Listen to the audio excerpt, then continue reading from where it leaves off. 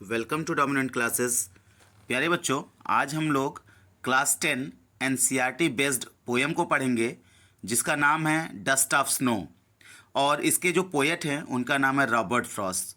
तो प्यारे बच्चों, आइए इस पोएम के बारे में हम आपको कुछ जानकारी देते हैं और इस पोएम को अच्छे से समझते हैं। देखिए, इस पोएम में एक कौवा है जो कि सिंबल ऑफ डेथ माना जाता है,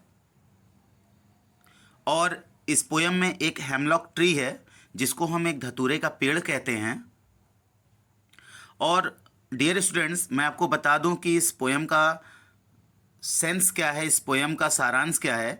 इसमें क्या होता है कि जो कवि होते हैं, रॉबर्ट फ्रॉस्ट होते हैं, वो बहुत ही सैड होते हैं और वो सड़क के किनारे से चलते हुए आते हैं। रास्ते में उन्हें एक धतूरे का पेड़ मिलता है और वो उस पेड़ के नीचे आके ठहर जाते हैं, रुक जाते हैं।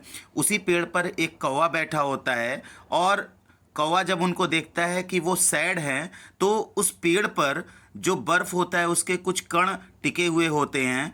तो जब उन्हें देखता है कि वो सैड हैं, तो वो क्या करता है, उस पेड़ पर से, ठीक है, उसकी पत्तियों को वो हिला देता है और बर्फ़ के कुछ कण रॉबर्ट फ्रॉस्ट के ऊपर मतलब गिर जाते हैं और उनका जो सैडनेस होता है वो हैप्पीनेस में बदल जाता है।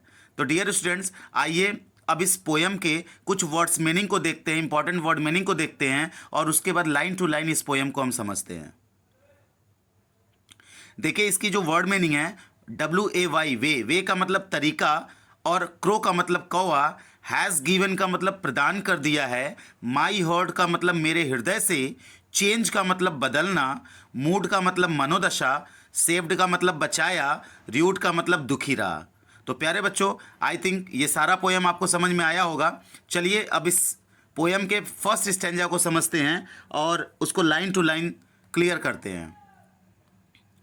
देखिए, यहाँ पे फर्स्ट लाइन में बता रहा है द वे अ क्रो, यानी कि एक कौवे के तरीके से, शुक डाउन ऑन मी, मेरे ऊपर गिराया गया, द डस्ट ऑफ स्नो, यानी कि बर्फ के कुछ कण को गिराया गया, फ्रॉम अ हेमलॉक ट्री, यानी कि धतूरे के पेड़ से गिराया गया।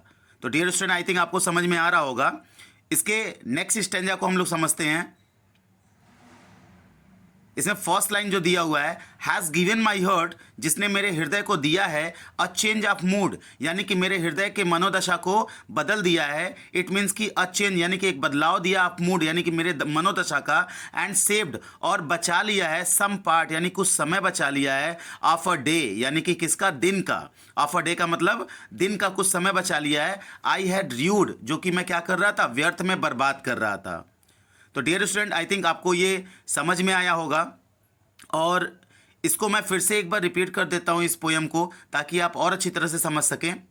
देखिए, इसमें दिया हुआ है द वे अ क्रो, यानी एक कौवे के माध्यम से, शुक डाउन ऑन मी, मेरे ऊपर गिराया गया, द डस्ट ऑफ स्नो, यानी कि बर्फ के कुछ कण गिराए गए हैं, फ्रॉम अ हेमलॉक ट्री, यानी कि धतूरे के पेड़ से गिराए गए हैं। और सेकेंड स्टैंजा में, हैज़ गिवन माई हार्ट, जिसने मेरे हृदय को दिया है, अ चेंज ऑफ मूड, यानी कि मेरे मनोदशा को बदल दिया है, एंड सेव्ड सम पार्ट, और ठीक है, कुछ समय बचा लिया है, ऑफ अ डे, यानी कि दिन का कुछ समय बचा लिया है, आई हैड र्यूड, जो कि मैं सैडनेस के कारण, ठीक है, अपने समय को बर्बाद करने जा रहा था।